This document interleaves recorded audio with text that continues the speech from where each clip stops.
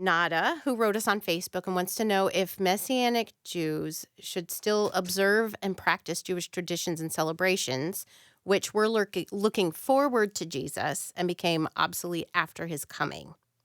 It's, I think, a mistake to say should.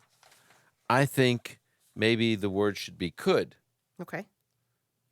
Obviously, there's a lot of freedom in uh, in the faith that, I don't want to tell anyone what they should do other than they should believe in Jesus and obey his words.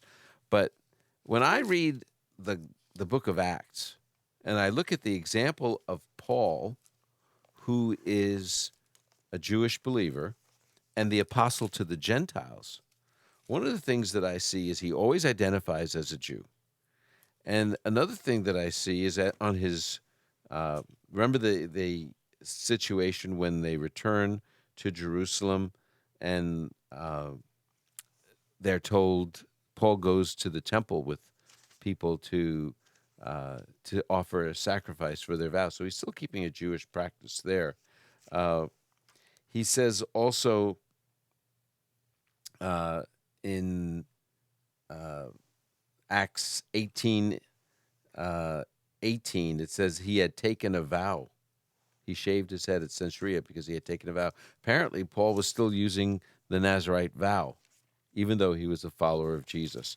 Other places, it talks about that he observed Passover. It says that we sailed, in Acts 20, it says we sailed from Philippi after the days of the unleavened bread. So it seems that Paul observed Passover and waited to the end of Passover to continue on.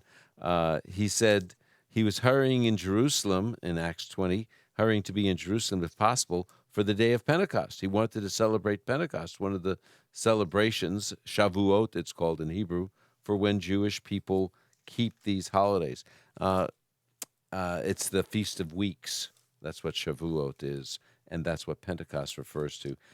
It even says in Acts 28 or 27 that Paul, it says in Acts 27, verse 9, since the fast was already over, Paul gave this advice. And what this means is that Paul obviously celebrated the fast, which is another word for Yom Kippur. Now, all this, it says in Acts 28, 17, I believe it is, that Paul says that he calls the leaders of the Jewish community together in Rome, and he says that he has done nothing against the customs of our fathers. So Paul says, I kept all the Jewish customs. And I think that's important to remember. And so here's the point. Could Jewish believers like Paul keep Jewish holidays and Jewish feasts and things like that? Absolutely, yes. The other question is, do they keep them exactly the same way as before? No, I think we have to do something else. I think we have to have them messianized. They have to focus on the Messiah, who is the fulfillment of all these holidays. So, for example, when Paul kept the fast, Yom Kippur, I'm sure he was fasting for his Jewish brothers to come to know Jesus, not for forgiveness of sins.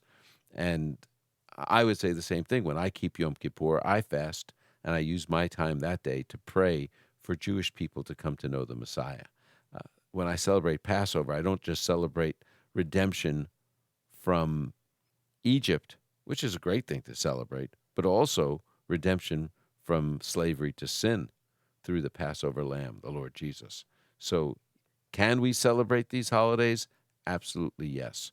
But they have to be messianized, I believe, to reflect the truth that the Messiah has come.